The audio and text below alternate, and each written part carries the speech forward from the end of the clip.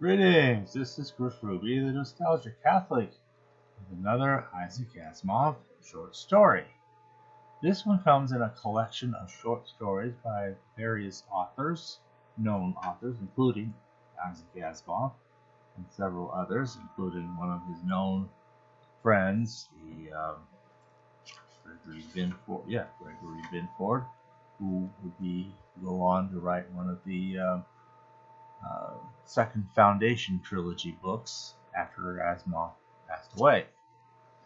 He was contracted by the Asimov estate, and other science fiction writers, and maybe some fantasy writers, and kind of a mixture. Kind of tells a lot of the squib about everybody. Isaac Asimov is one of the most prolific writers in the world, having written well over 200 books.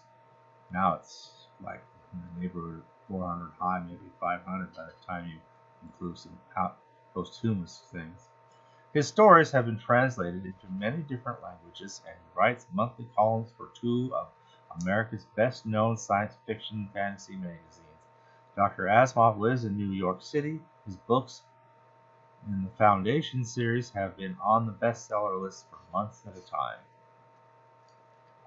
Okay, so he writes a story called Fable of the Three Princes. Oh, by the way, this is a story. This is a count as a story for young people. Observe that it is ages 10 and up. So it says so. And these are just nice little short stories. They make a good read. They make good bedtime stories. Fable of the Three Princes. This story involves a princess who's looking to get married, and she has very particular standards for what kind of prince that she will marry. It has to be a prince. But it can be a prince from any kingdom, however great or small. Invitations were sent to every kingdom. It had to be a kingdom to the king of the kingdom, whoever's ruling the kingdoms. And even the very, very tiniest kingdom here, and very poor, they're not doing too well, but they're happy. They treat their people as well as possible and fair, and it's a small but happy little kingdom. But still, some more prosperity wouldn't hurt. So, the king and the queen had 3 boys as triplets, all at once. The 3 boys grew up as brothers, of course, and despite the differences in personalities, they were brothers and they loved each other very much. And the first was very, very strong, athletic. He was like Charles Atlas. He could, ripple his muscles. And, you heard a 6-pack, so this guy was a 12-pack. He just muscles everywhere. This guy could just pick up anything, no matter how heavy. He could break or bend any rod, no matter what it was. He could do all kinds of feats of extraordinary strength, and was, admittedly, by the princess in the story, the strongest man she's ever seen. But she's not impressed with him. Now here's the thing.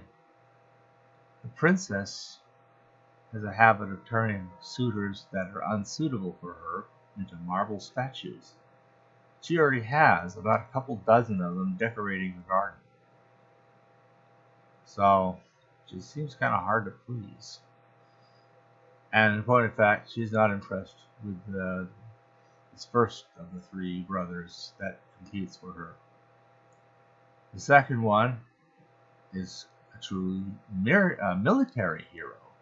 He can throw a spear an extraordinary distance and with astonishing aim and precision.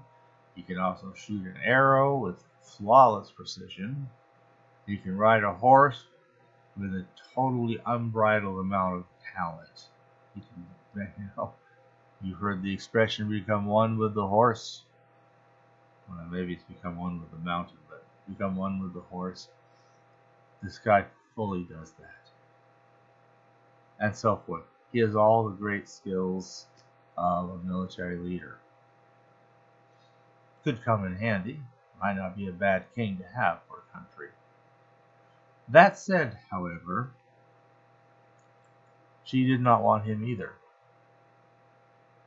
The third brother, now already saddened and shocked that two of his brothers had been turned into marble statues like how many others, is already feeling very bad. He feels sorry for his parents. How is he going to explain to his parents that his brothers are dead? They're turning them they're turning into marble statues. It'll be heartbreaking. His mother will never get over it. And what is he going to do? And will he come back as a coward, or will he try and possibly fail as well? Now, there's an interesting little thing that happens when these three brothers are one at a time competing to see if they can win the princess's heart. And that is that a servant girl would come in to assist their last preparations, and also to warn them maybe it's not a good idea to do this. Some very worthy men have gone, and you see them in the garden as statues. I wouldn't want the same thing to happen to you. And they would say, well, they haven't been as clever or powerful or strong or whatever as I am. Wait till she sees what I can do. And servant girl shoot out of the room, she curtsies and leaves. The same thing happens with each of the first two brothers. The third brother, already broken up over the loss of his brothers and wondering what to do, his specialty was that he liked to read, he liked to know a lot, he liked poetry. And he even wrote a poetry or sang a poet song cycle, a couple songs about a love lost and another about a love gained. And he could sing these things in a heavenly voice, and he practiced on the young servant girl that had come in. And he says, well, I would like to try these on you. Well, I'm not worthy to hear this. That's only for the queen to hear. Well, then never mind what the queen wants. What do you want? And as he does that, and of course the servant girl is just sighing with pleasure and joy. Yeah, this is wonderful, but I still don't think you should do that. You should try to compete. I wouldn't want you turned into a marble statue. And he says, well, that's the other thing. Maybe I shouldn't try for the princess, but you seem like a really good person, and that's what matters to me. Not that somebody's rich or that they're super good looking. The queen or the princess was super good looking, I admit that. But the servant girl isn't bad looking, just not to the level of the queen or the princess. But she had a kind heart. And that was something that meant a lot to him. And it turned out that's how he won. And you see, and I'm giving an awful lot of the story away because there's a little moral to the fable. And that is, how do you treat the people that you wouldn't think are very important? It could be just somebody you've hired to do something, or somebody who waits on your table at a restaurant. Somebody, it's like you've hired them. They're your servants. They're in a different class than you.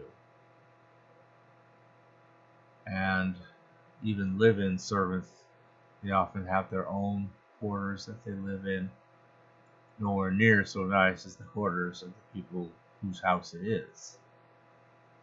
Because they're just servants. They're just the help.